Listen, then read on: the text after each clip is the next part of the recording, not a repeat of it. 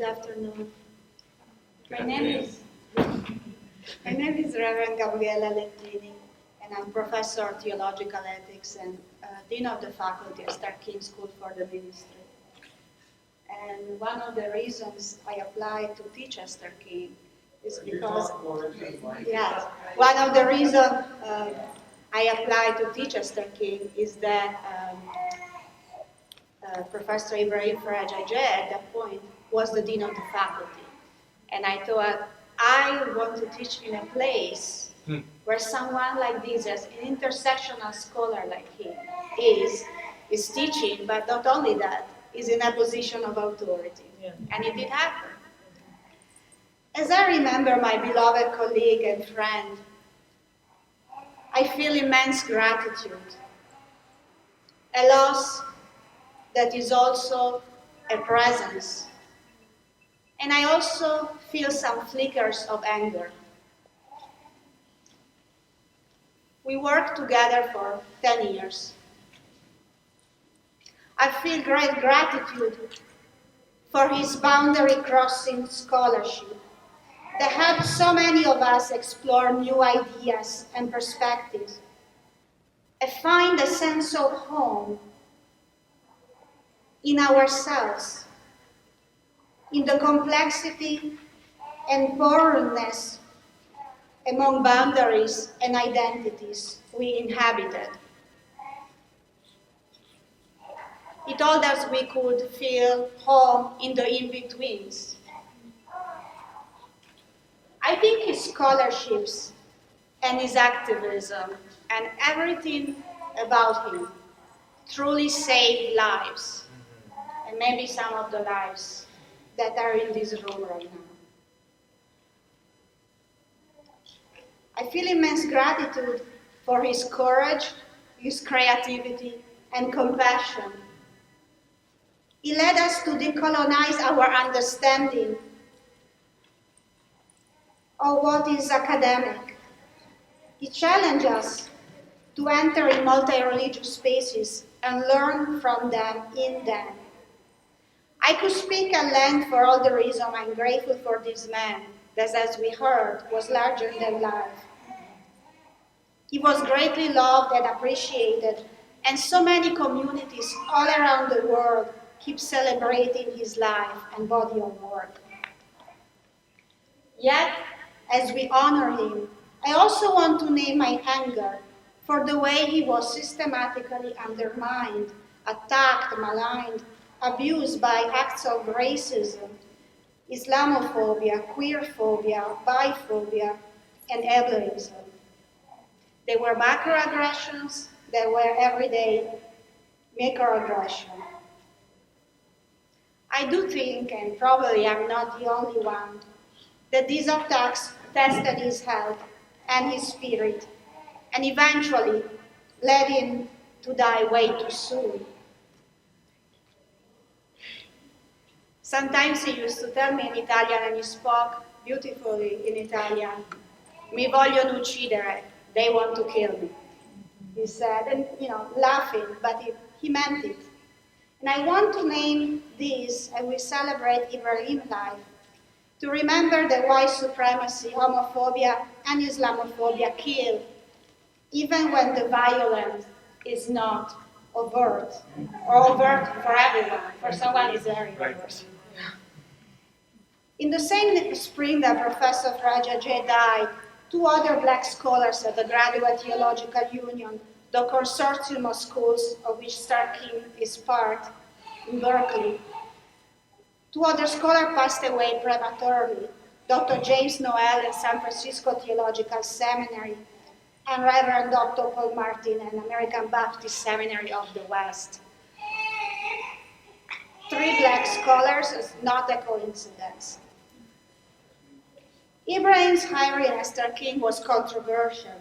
His life was threatened, and so was his family.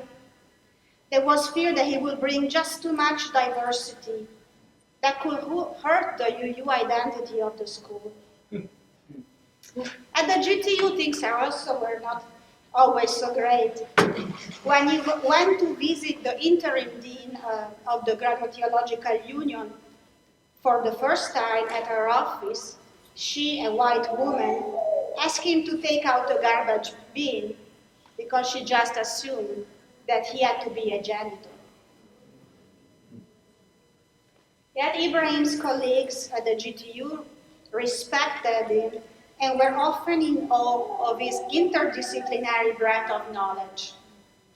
Yet they also dismissed a lot of his ideas, only to copy them years later. Just an example, we could make theological education more accessible by having online courses or law residency programs. Outlandish. Or we could focus on interreligious studies or the studies of the interconnection between spirituality and social change. Many questioned that this and all of that he was doing was real scholarship. As we heard, he liked to mix things up. Book learning with oral tradition, activism, popular culture, social media presence, chanting, praying, dancing. That's exactly why so many of us loved his work. Baba was the creative force that gave birth to the Center of Islamic Studies at the Graduate Theological Union. He created it from the ground up with Star King School for the Ministry Support. He was concerned about the rise of Islamophobia in this country, and he had been a target of it himself since he had converted. Sadly, the new leadership of the center pushed him at the margin because, as he was told quite clearly, he was not the right kind of Muslim. Unapologetically queer, Sufi, a leader in multi-religious communities, a leader in Jewish communities. This being pushed out was something that hurt Ibrahim to his very core. He kept talking about it,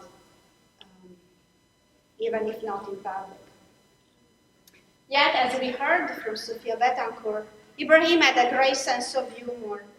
And why he will tell me all these stories about people that really were just horrible to him and really caused him hurt, he will quickly move and make jokes about them and everything that happened. And he started laughing about the absurdity of it all. And I knew that his laughter was a way to rebel against these assaults to his soul. I also knew that as a black man, he could not really show his anger in public.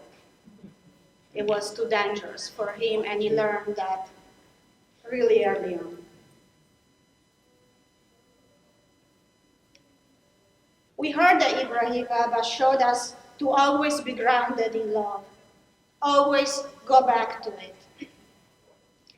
That groundedness in the beauty and mystery of love made it the spiritual leader that we so much love and respect. Today I also want to honor his anger, as it was an important facet of his love for justice. And I want to stress that one of the very important ways we can honor Ibrahim Baba's legacy is to keep fighting so that queer bodies matter, brown and black bodies matter, Muslim bodies matter, disabled bodies matters, everywhere, every day. May it be so.